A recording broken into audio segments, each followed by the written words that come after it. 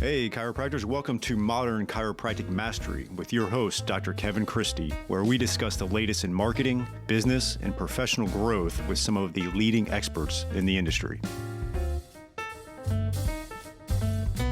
Hey, docs, welcome to another episode.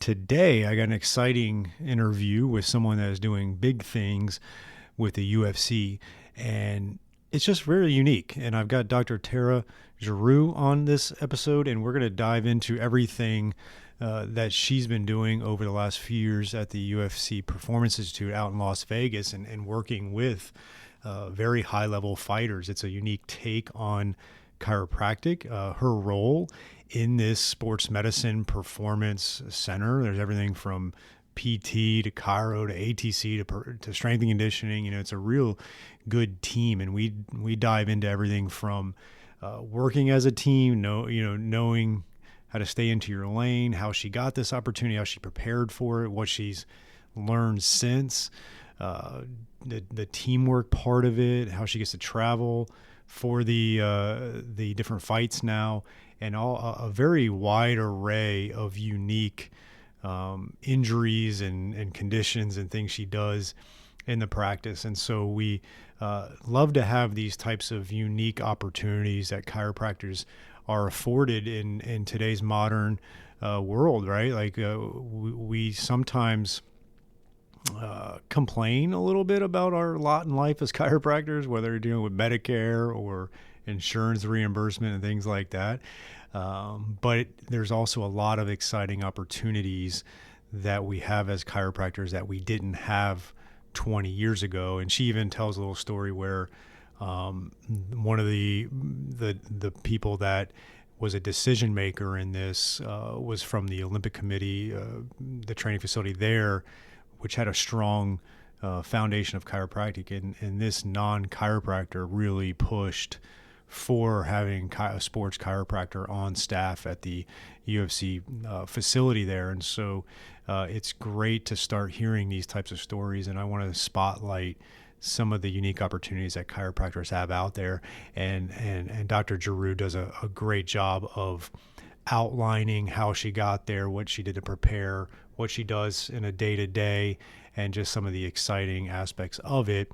And at the end, some of the things she's really working towards on preceptor programs there, shadowing opportunities. Again, they're in Las Vegas. So a lot of exciting things happening in her professional career, in chiropractic in general, and out in Las Vegas at the UFC Performance Institute. So here is my interview with Dr. Tera Giroux.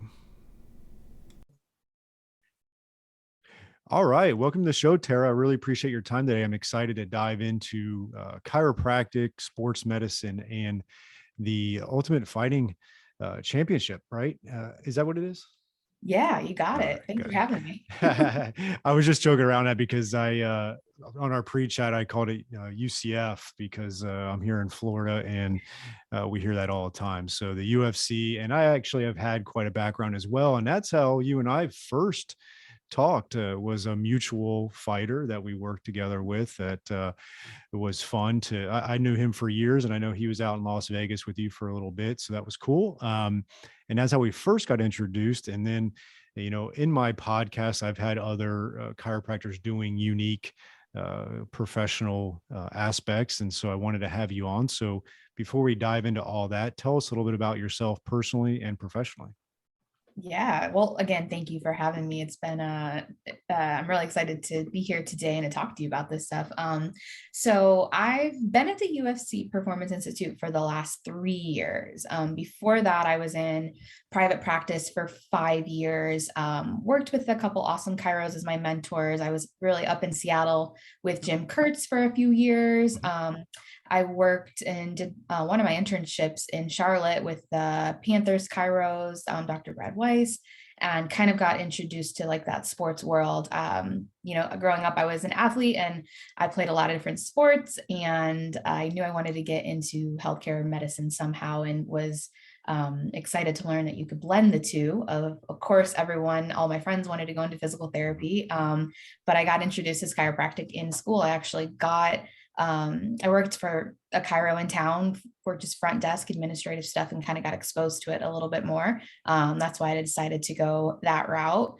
And then in school, I just try to learn as much as I can about being able to work with athletes and kind of what they needed and how to blend different aspects of the sports medicine and rehab world, soft tissue work, exercises, things like that to kind of help enhance the chiro education.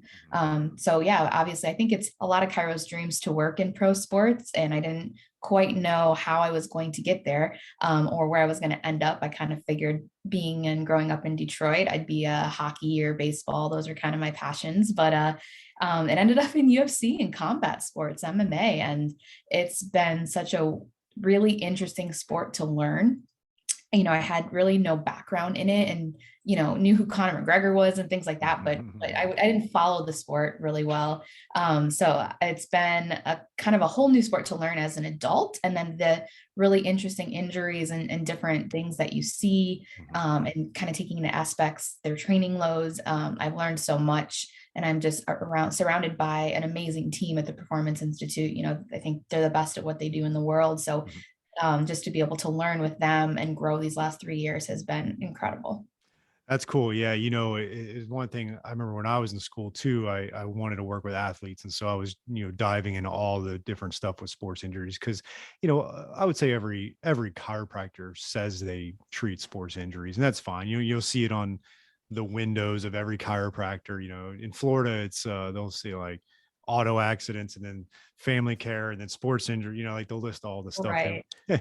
But there's definitely, it's different to really start to understand sports injuries. And for me, I really wanted to work with you kind of mentioned baseball and in hockey. I really wanted to work with golfers, which I ended up doing. But when I came down to South Florida, I got an opportunity with the NFL and did a lot with that. I wasn't expecting it. And then to your point, you end up learning about all these unique types of injuries that that particular sport deals with. And so, what are some of the unique ones that you really deal with more now than you did, say, in private practice?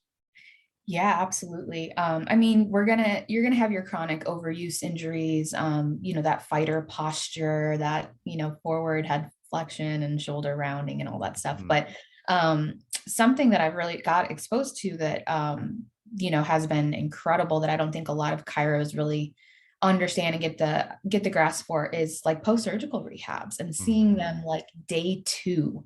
And we're really blessed where we can see them every single day. And usually they're getting 2 appointments a day. So they're getting 2 hours a day, 5 days a week for rehab. Mhm. And so I get to see that entire process all the way through. And I'm around a team that's, my director, Dr. Heather Linden, she's been in practice almost 15 years. She worked with the USOC for 7 years. So she's got such incredible knowledge around these post-surgical injuries that she's been able to teach me. And, as students, we just don't get exposed to that. And even in private practice, right? We're not seeing them maybe for even 6 weeks, 8 weeks, a couple months after that, when they're kind of cleared to come in, quote unquote, from whoever clears them.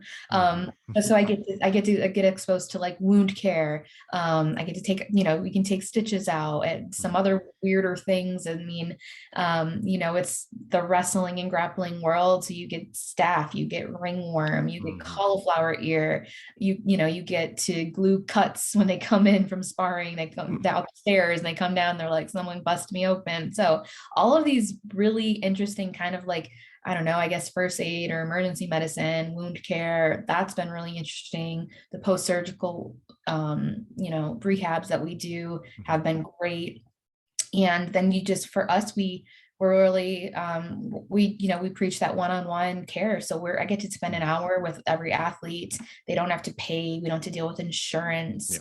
Yeah. I get to really like treat how I want, get them better, get Mhm. them what they need. And then I can go and, you know, pass them off to another department, whether or not that's sports strength and conditioning, Mhm. sports nutrition, and they can get the right supplementation and food to kind of help to heal injuries. They can, if we're dealing with an ACL injury, we're doing a workout, upper body workout with S&C so they don't go crazy. Mhm. So it's a really kind of just beautiful blend and integrated team that we have and that we're really lucky to have in the Performance Institute.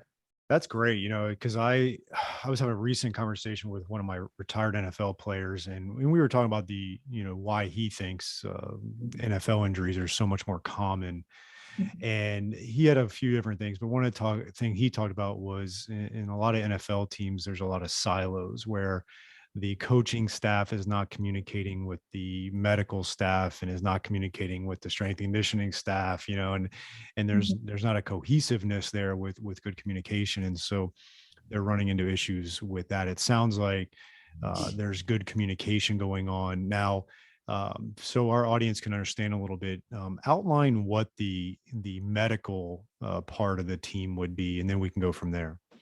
Yeah, I think, got kind of an answer for all of that, what you just said, but that's a big, we're in a private facility. So we do have a lot of other teams that come in and Hmm. utilize the facility.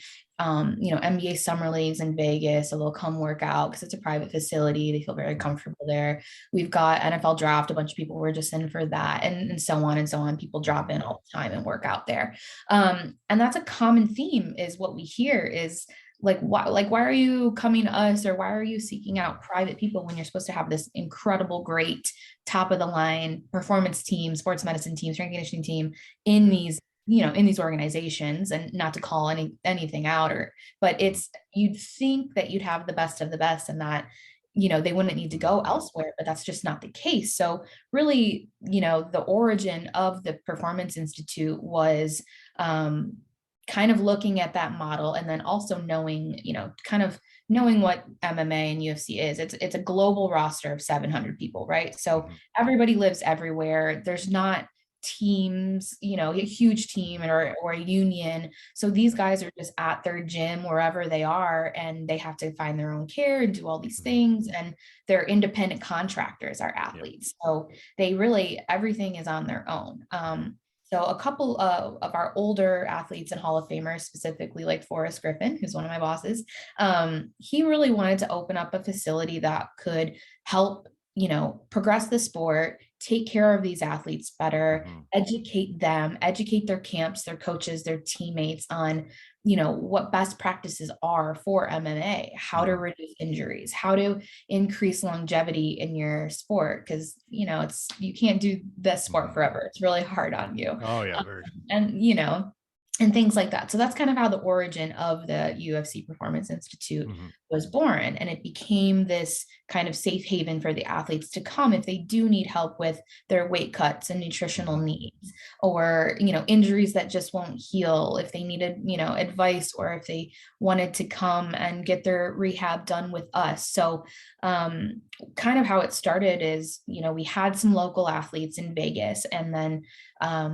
for about 6 months to a year, it was just, if you wanted to, come to Vegas, everything's free when you get to the PI, right? It's Hmm. Candyland for these athletes. So you Yeah. get free sports medicine treatments, you can physical therapy, you get free strength and conditioning workouts one-on-one with our coaches. You can consult with our sports scientists who can onboard you with things like Aura Ring and things to help to, track your performance. You can meet with our sports psych who can help you with your mental game. Hmm. Or, so it's just this incredible facility. But as we were getting busier and getting busier, we realized that we also needed to reach out to the fighters on the fight cards on the road. So then we started to go to the fight cards and help to support those athletes during what we would call a fight week. So we Hmm. sent sports medicine and sports nutrition team, as well as our chefs. They actually cook the food for them Wow. all week. We measure, we track their weight and their drops, and we're making sure they're doing things safely. Hmm. Obviously, it's gotten to the point now where we're doing a lot more remote consultations and things like that. So we're tracking them through their fight camp if they're not local and in town, making sure they're coming in to fight week healthy, in a good weight, in a good position to cut that weight. Hmm. And then sports medicine wise, dealing with any last minute injuries, making sure they're recovering, they're feeling good. We're doing Hmm. flushes, any emergency sports medicine, you have a headache, okay, Yeah. we've got this or that, or band-aids or tape, whatever you need. So it's kind of evolved, and we're getting busier and busier and busier. And, it's again just a place for the athletes to come in. And then as far as just like a normal day to day, if I'm not on the road, it's in like an 8 to 5. Mhm. Obviously that can go way later. Mhm. But it's normal treatments and anybody can come in. We have locals in town. Like I said, a lot of people will come in for a couple days, a weekend. They're just coming to Vegas to hang. They'll stop Yep. and get a treatment. And other people come for a whole 9-month ACL rehab with us. So it's Mhm. all over the place, but they just, we've built that trust with the Yeah. athletes. They know who we are. They know they can reach out. And then we can obviously do, if they're somewhere else in the world, like, Mhm. reaching out to you, hey, I've got a lot of fighters in, South Florida. Like, this is what they came in. Can you help? Can we collab? Things like that. So Yeah, kind of it. I'm actually surprised you guys haven't opened up a facility down here because I we're, know. even Boca Raton specifically and a couple of the adjacent towns are huge for it. And Mhm. I'm surprised you didn't because it's a need. And to your point, yeah, like these fighters are kind of like how I've worked with some of the PGA golfers. They are their own entities essentially versus some of your team sport athletes. There's a lot more control from the team and it's different, right? Like if you play for an NFL or MLB team when you're traveling for your during your season, they really keep everything in house, and then you can go and find an a la carte type of person outside of that. Whereas these fighters don't have that organization, that team that does all that. So they have to put it together themselves, and you have put it together for them. And I saw it firsthand as far as because I've actually had a lot of the fighters over the years in my practice because we were kind of like one of the few places down here that they could get a lot of different things in one spot. And I remember a lot of them were going to Vegas, and that's obviously how we connected. So it was interesting working with the fighters because um before what your program was offering, there was a lot of disconnect for them. And now there's not. And so it's been good to see that. Kind of a funny story I had because I was actually on UFC Road to the Octagon. Mhm. um it's on my chiropractic website. But funny story with that was I was working a lot with Anthony Johnson. He's on the video so I could say it. But I was we were closed, and I was sitting in the recovery boots in my office, just me, and I'm in my underwear because I had to take my slacks off for the recovery boots. And then like someone keeps on knocking at the front door, and I'm like, God, like we're closed, and they kept on knocking. So finally, I get the boots off, I put my pants back on, and I go, and it's Anthony Johnson with this whole film crew of people. And I'm like, what? And nothing was scheduled, nothing like that. And they wanted to come in and shoot because he had been using our whole body cryotherapy that we have, and they Mhm. wanted to shoot him using that. And so I was like, all right, fine. So like here I am, I was like half asleep, got my clothes back on, and they shoot this video, and sure enough, it made it on Fox Sports for UFC Road to the Octagon, and that was my Awesome. little claim to fame with the UFC. But it was kind of a funny story. I think back and I was like, God, that could have gone the wrong way for sure if Yeah. I would have just kept on ignoring the them pounding on my front door at the office. So No, they're relentless. yeah, yeah. So I have, I think a lot of my background with them was pre what you're offering, and it's just so good to see that that's happening now. All right, Docs, here is a new opportunity for you from Darcy Sullivan of Propel. She is our SEO specialist in helping out many chiropractors with their search engine optimization and making sure Google is finding you and getting you new patients. It's amazing how many new patients chiropractors can get and are getting when they do the SEO right and a few other things. And Darcy is offering a free SEO workshop just for chiropractors, and you can sign up for that at bit.ly/propelmcm. That is bit.ly propelmcm, modern chiropractic marketing, right? And so check out that link, and we're going to have you go over 5 SEO secrets to owning the first page of Google without buying ads. And Darcy's going to give that free workshop, 1 hour, to really help grow your practice and start churning new patients from the ever mighty Google, which is still king in the online marketing. So check that out at bit.ly/propelmcm for the 1 hour free workshop. Hey doc, are you moving office spaces, or you're a startup with your own new space, or you're like me where you need renovations because it's starting to look a little worn after about 10 years like ours is? Crossfield's Chiropractic Office Design is here to elevate you wherever you're at, and they're going to help maximize your space and flow. They're going to really help attract and retain patients, and this is going to have a great ROI on your investment when you increase that patient experience. So check out Chiropractic Office Designs by Crossfields, and we have a special link for Modern Chiropractic Marketing listeners, and that is www.chiropracticofficedesign.com/Kevin-Christie. And with that, you're going to have discounts. We're going to have direct links to a mega bundle of free resources, and you can check them out, and you can get 15 of our most popular floor plans, 5-phase checklist for a startup office, 5-point designer checklist to evaluate your current office image. And there's 30% off on all online products when you go to www.chiropracticofficedesign.com/Kevin-Christie. I want to take a step back because I don't want to miss this, and then we'll come back to where we are.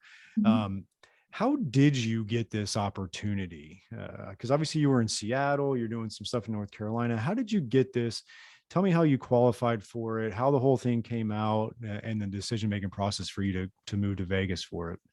Yeah, absolutely. So I get this a lot, right? I get this a lot from especially the students, like how do I do this? And like it's not like such a simple answer, but I'll just tell you like, what I did. And from I mean, it all starts in school, right? Like, so from like maybe quarter two, I was just always, I just wanted to learn everything, right? And I knew I had a path of like obviously sports medicine, but I mean, I remember like I think every quarter in school I took at least a seminar. I think I went to every speaker, every club at least once or something and tried it out. And a lot of it was just like this relentless pursuit of knowledge and like, okay, what do I need to know? And I just figured everything out like on my own, and I would ask a lot of questions and wouldn't be afraid to,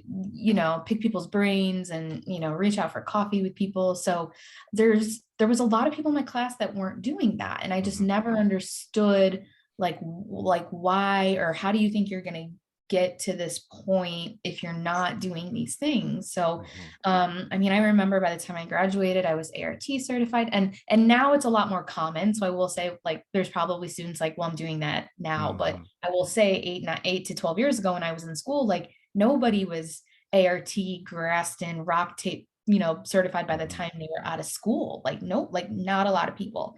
Yep. I think I was the only one in my class who had all of those. So and where did you go to school?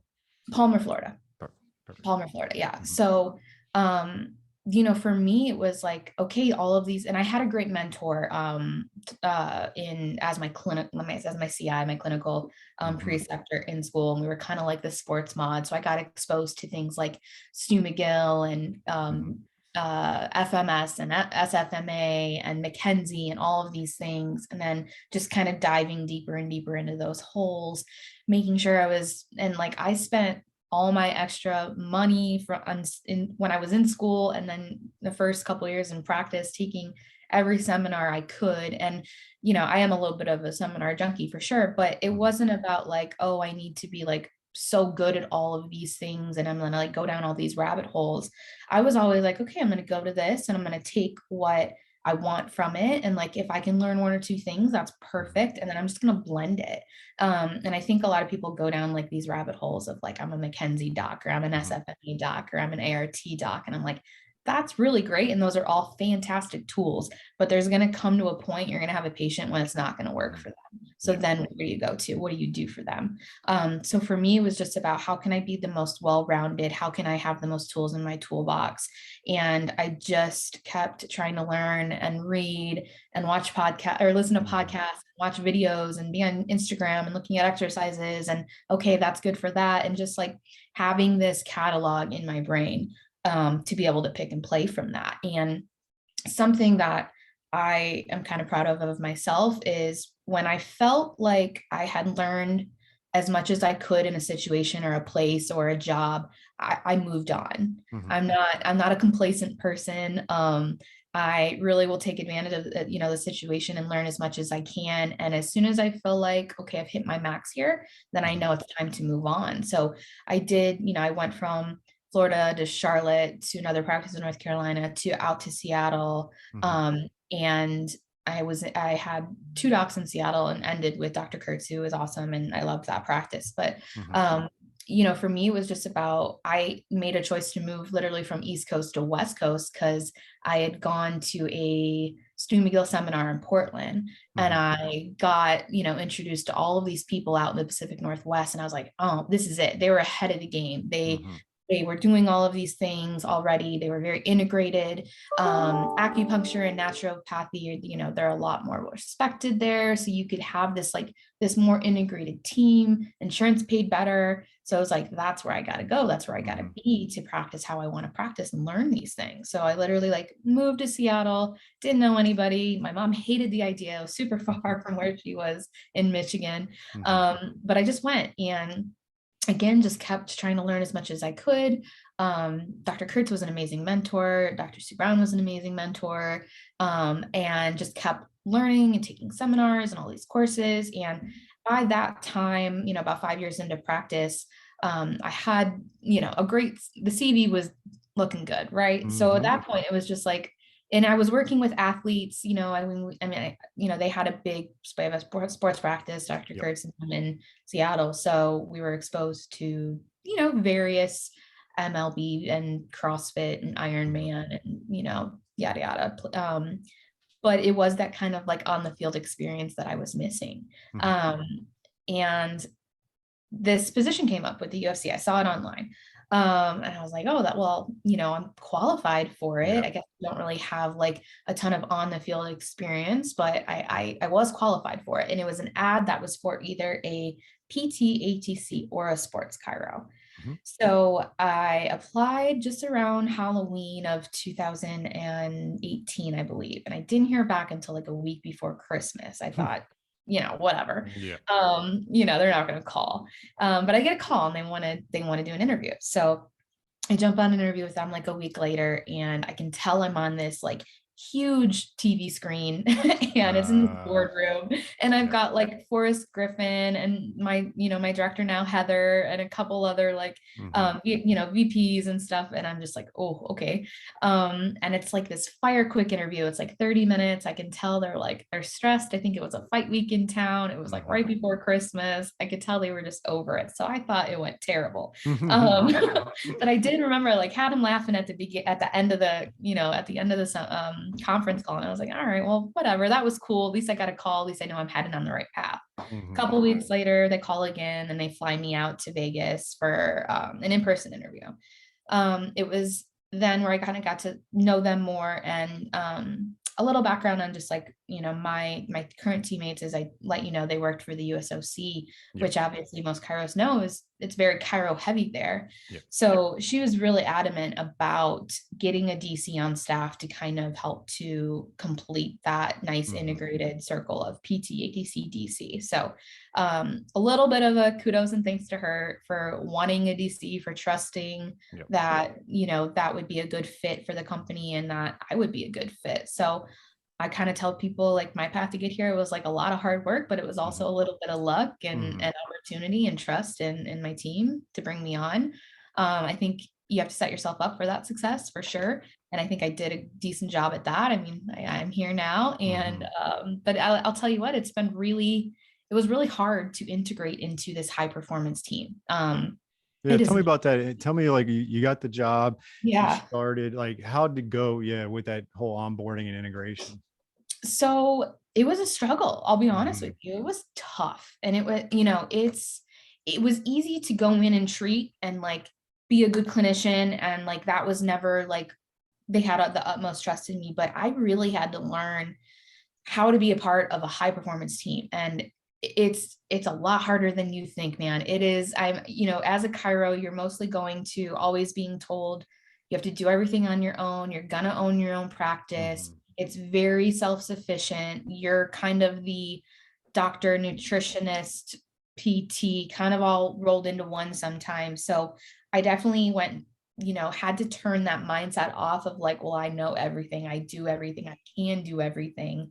And then I'm in this world now where it's like, actually, that dietitian's the best in the world. And like Hmm. that strength and conditioning coach is the best in the world. And needed to figure out how to communicate properly and how to like not necessarily step on toes, but just like to know my role, know what's expected to me. I'm also now in a corporate world. I'm in a Hmm. business world, Yep. which now I have no idea about like all of these different steps and communication and hierarchies that I have to learn and what's expected of me.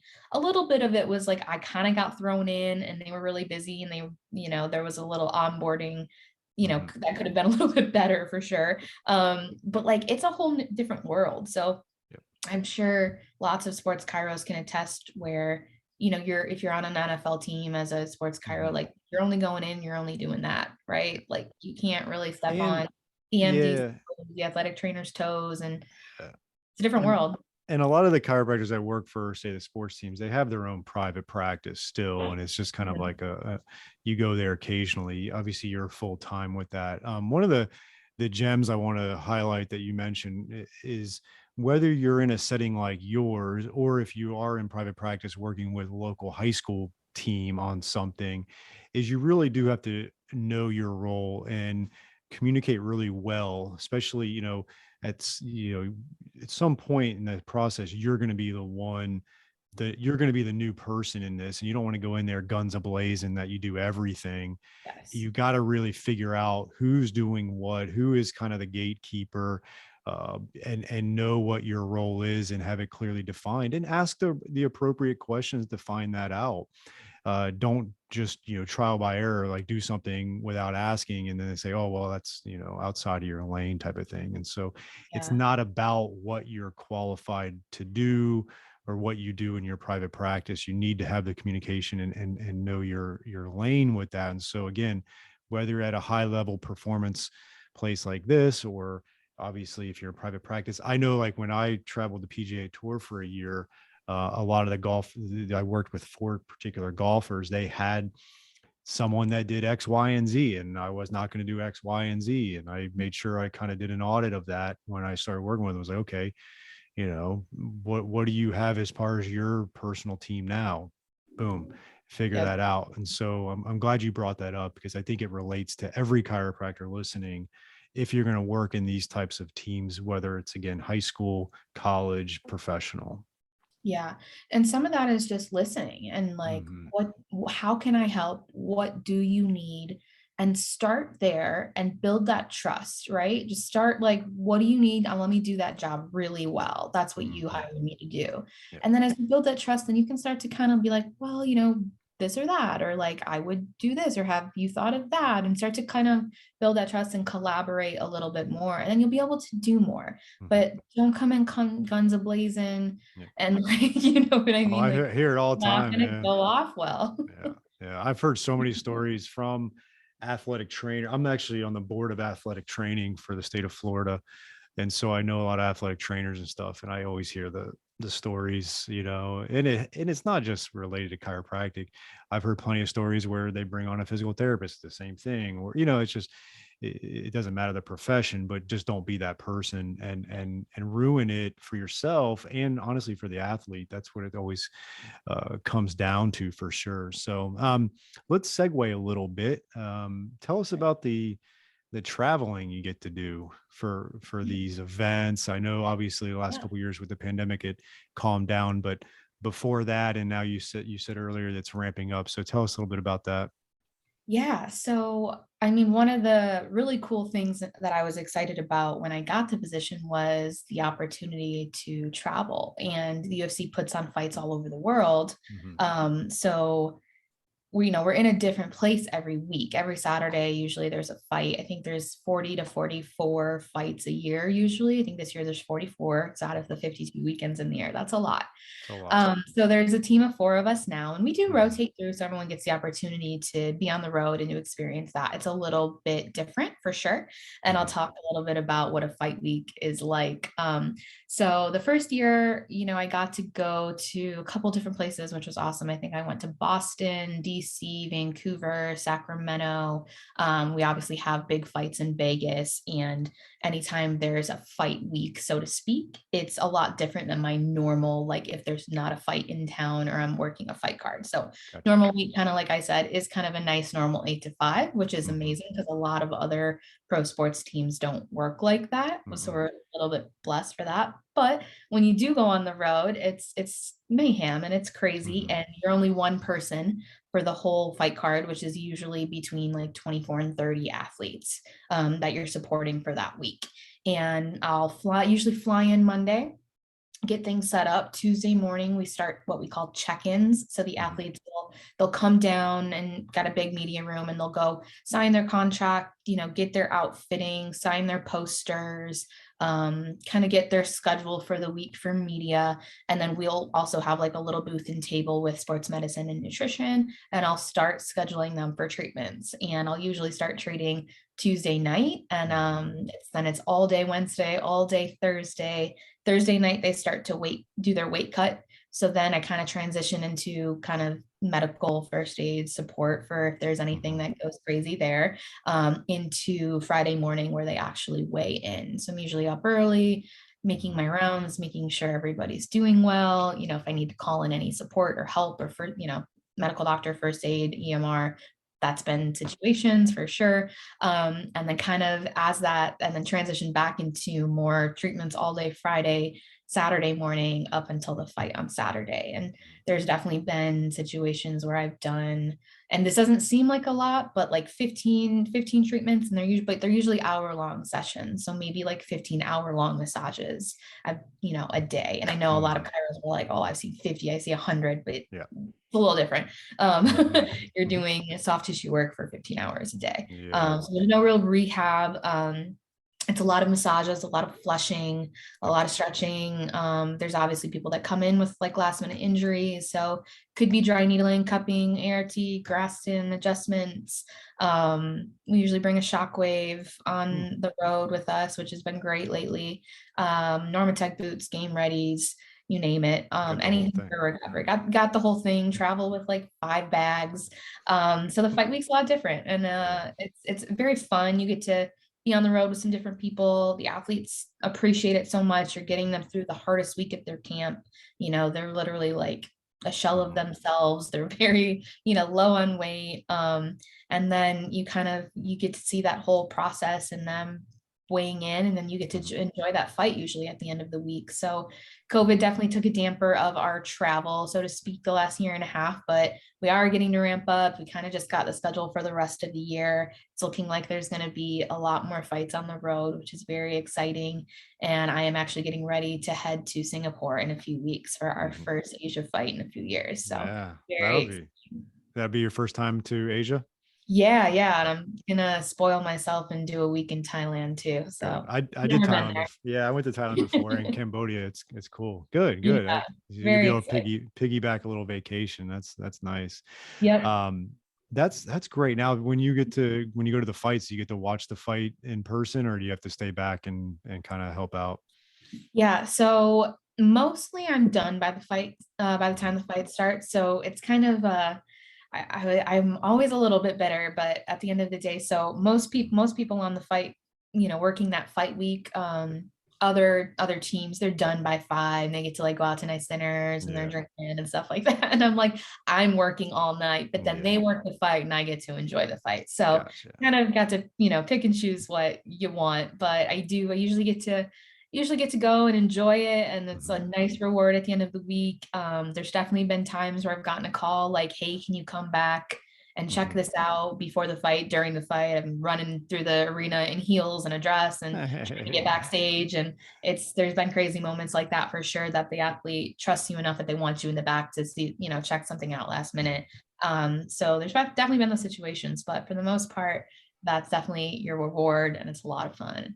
That's cool. And I think one of the other takeaways is that, you may not have been fully prepared and trained to do what you do now. You were prepared for the opportunity, and then you learn a lot of the nuances of working with fighters. Yeah. So it's, as long as you have a lot of the baseline assessments and treatments that you've done, you might get these weird, unique opportunities for a particular sport. You Yep. should feel confident in taking that and then learning the nuances as you go. Because, I'm sure over the last 3 years, you've learned so much that you had no idea how to do prior to then taking this job. Yeah, yeah, absolutely. I think, I felt really clinically confident in my skills. But that big learning curve was, how do I integrate and work and be a really, trusted and, respected member of a high performance team? Hmm. How do I learn business skills working in now a corporate environment? Hmm. And then of course you're learning kind of new, maybe some different kind of injuries and stuff, but nothing that like you can't pick up very fast because you've Yeah. got this really sound clinical anatomy, Hmm. soft tissue, palpation, rehab base. And I think that's why I was able to kind of go in really like and just like hit the ground running there and Hmm. be trusted in that aspect. Um, but yeah, it's kind of, I'm still learning to this day. I mean, Hmm. like I said, if I'm not learning, I'm not growing and I'm not happy. So, I'm very happy. I still get to learn all of these cool things all the time. And, now I get to dive into different worlds. I get to learn about training loads. I get to learn Hmm. about HRV and recovery. I get to learn about, the mental aspects of sports psych. And it's more Yeah. learning from, I definitely learn from these athletes for sure, but I'm learning from my colleagues still a ton. And now it's just opened up so many great doors. We've got, um, we're kind of building this kind of Las Vegas sports performance network. So Hmm. being able to host seminars, that we have the Raiders come in and we have the Aces come in, and we've got, um, all these different teams in Vegas now, and we're Yeah. really trying to build it into like the next sports mecca. And we're really excited because I think we're going to bring in baseball really soon. We're going to have NBA really Yeah, soon. probably the Oakland Athletics, I think. Yeah. Yeah, they're very, very close. And Yeah. so, we really have built quite the great little community of support Hmm. here. So I get to learn from all of these, different aspects that I never would. And it's Hmm. just growing, and just being able to learn all those things is invaluable. That's cool. I really appreciate your insights and your time today. I thought this was great to kind of pick a unique opportunity that you have and that other people might get in the future, and kind of hear your story. If anybody wants to pick your brain a little bit more, if they have any questions on some of the stuff that you mentioned and talked about and some unique stories you have, how could they Yeah. reach out to you? Yeah, probably easiest way is through Instagram, honestly. Just shoot me a message, follow me along. My handle's at Dr. Tera, Drtera. Pretty easy. Definitely always open to giving advice, jump on a Hmm. call, email, what can you do? Now that COVID's opening up, hope it's all right to kind of plug a little bit, Yeah, but I for sure. definitely want, students and other providers to reach out for shadowing opportunities. Like, we're very open for anyone who wants to like come in and hang out for the day.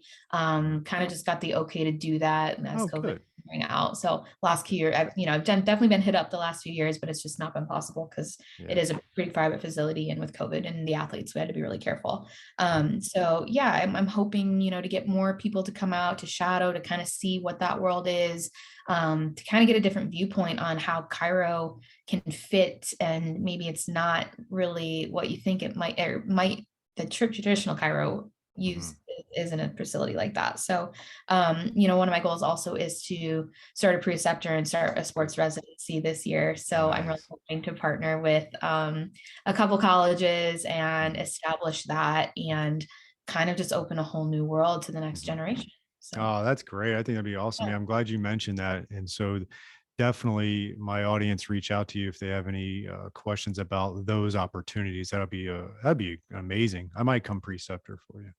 Yeah, yeah, come out, definitely come out. If you're ever in Vegas, I know Parker Vegas is always, Yeah, around and things like that. And there's seminars always in Vegas. So if you are, feel free to reach out and, we can get you a tour or come hang out for an extra day and see what it's all about.